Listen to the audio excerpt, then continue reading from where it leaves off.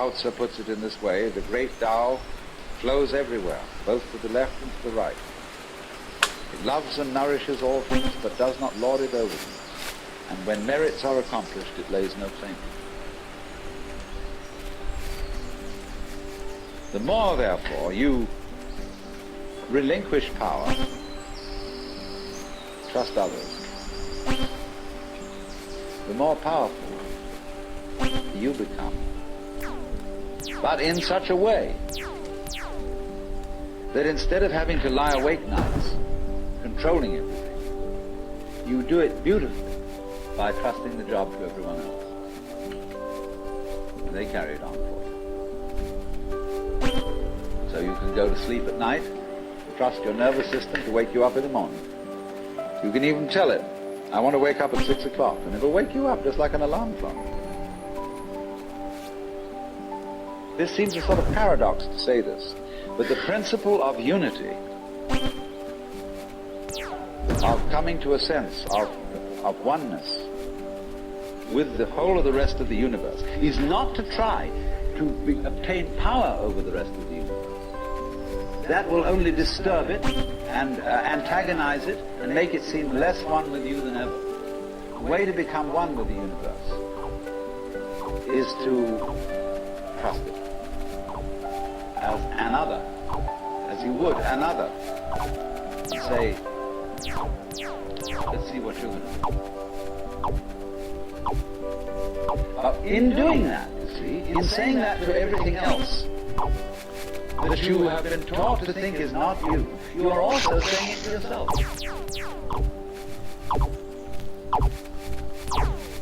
Because finally, as I pointed out, you do not know where your decision is. So when we decide, we're always worrying.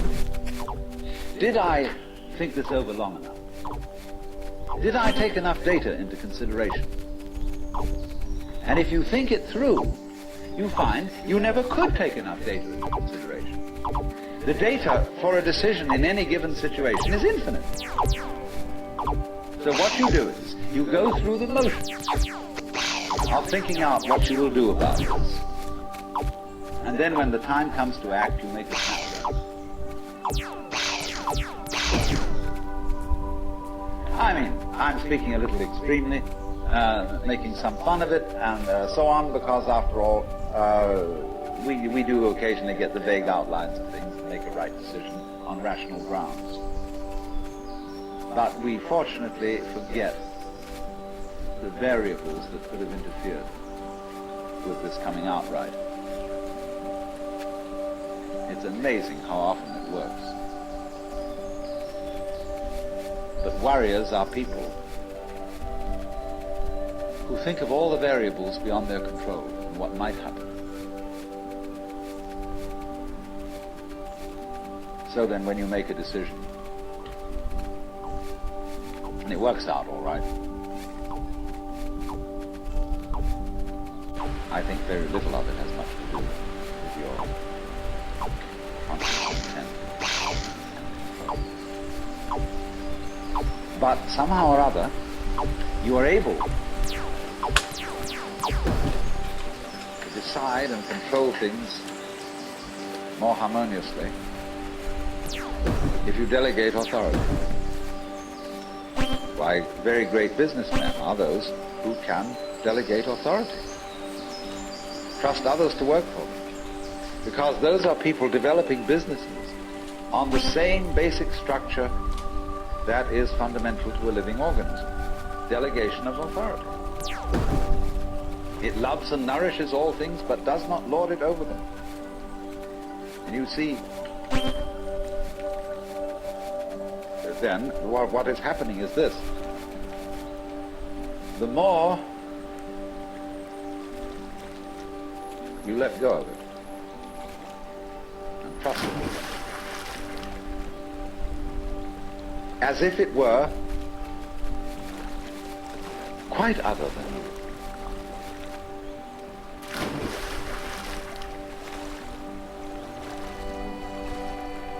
The more you realize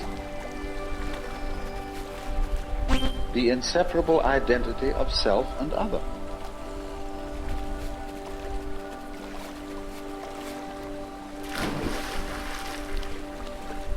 To go back, if you try to find the identity of self and other by subjecting other to self, no go.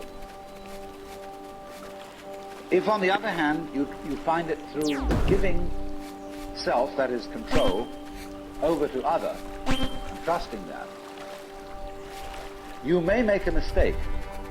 You may make a bad gamble. But in the long run, you're acting on a principle which has the backing of evolution. This is the way biological evolution goes on. Constant delegation of authority. That's why, obviously, the democracy is superior to the monarchy. Mr. Tocqueville has said that democracy is always right, but for the wrong reasons. Because there is operating in a democracy the principle that Buckminster Fuller calls synergy. And synergy is the intelligence of a highly complex system, the nature of which is always unknown to the individual member. Because that goes back again to this point, that we're always entering a new environment. We don't ever know fully what the new environment is, because the only environments we know are the past ones. There is always then operating in the development of cellular life on any level a new way of organization, higher than any existing form. And we are not aware of it until after it's happened.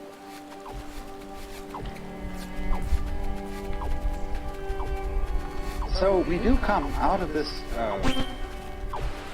way of thinking to something which has, I would say, the most enormously creative and revolutionary social concept.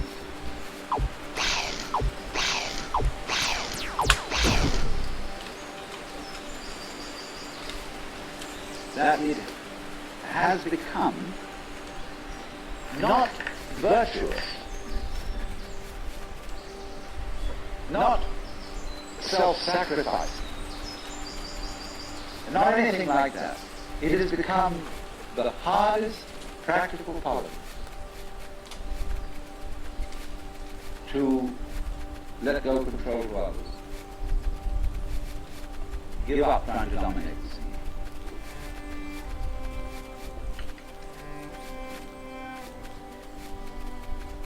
Also, in a parallel way, it has become at this time in our history very much hard practical politics.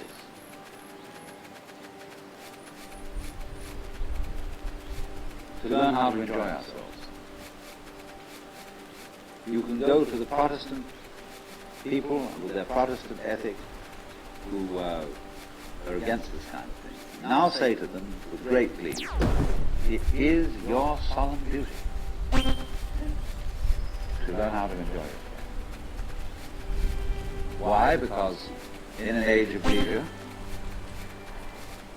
people have really got to know how to enjoy themselves. Because if they don't, they'll smash the whole future of the human race.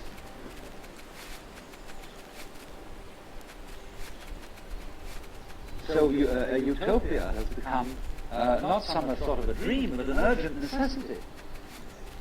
We can't do without it. Because if we try to do without it, what's going to happen is that we are going to terminate our race in a mutual massacre of scapegoats.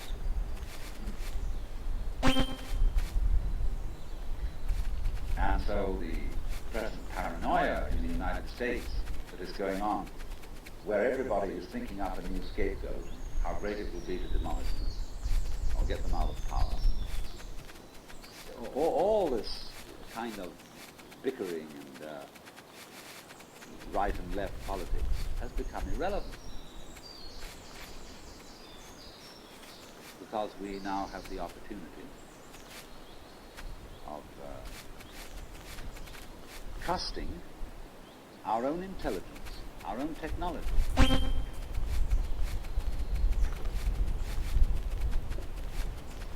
To take the risk of doing what we want, which will work to the extent that we realize that what I want, basically, what I really want is what you want. And I don't know what you want. Surprised me.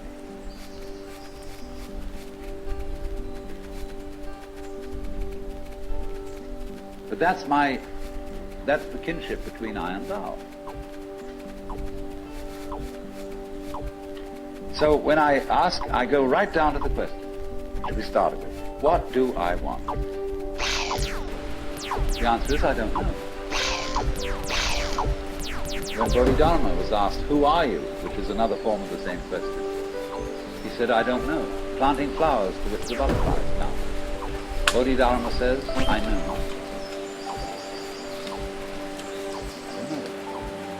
When you don't know what you want, you've reached the state of desirelessness.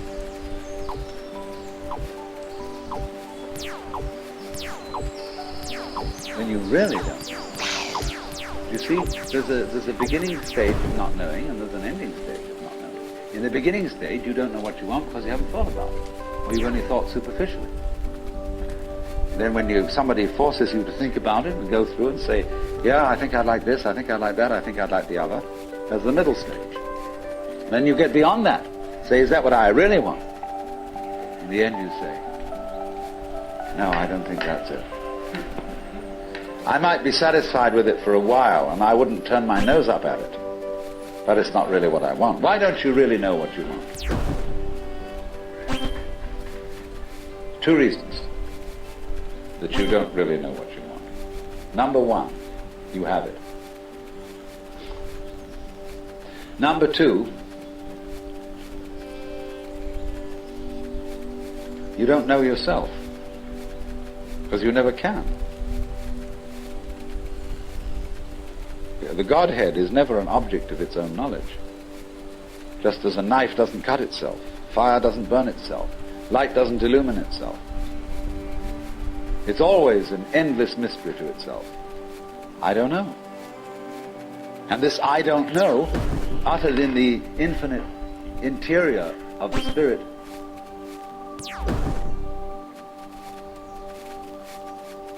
this I don't know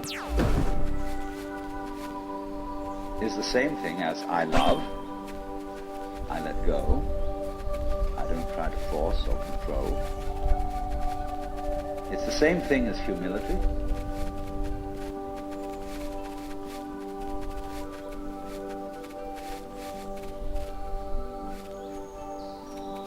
If you think that you understand Brahman, you do not understand, and you have yet to be instructed further. If you know that you do not understand, then you truly understand.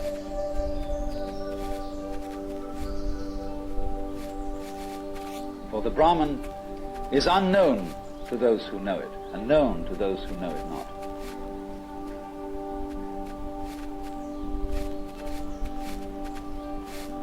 And the principle is that any time you, as it were, voluntarily let up control, in other words, cease to cling to yourself, you have an access of power. Because you're wasting energy all the time in self-defense, trying to manage things, trying to force things to conform to your will. The moment you stop doing that, that wasted energy is available. And therefore, you are, in that sense, having that energy available, you are one with the divine principle. You have the energy.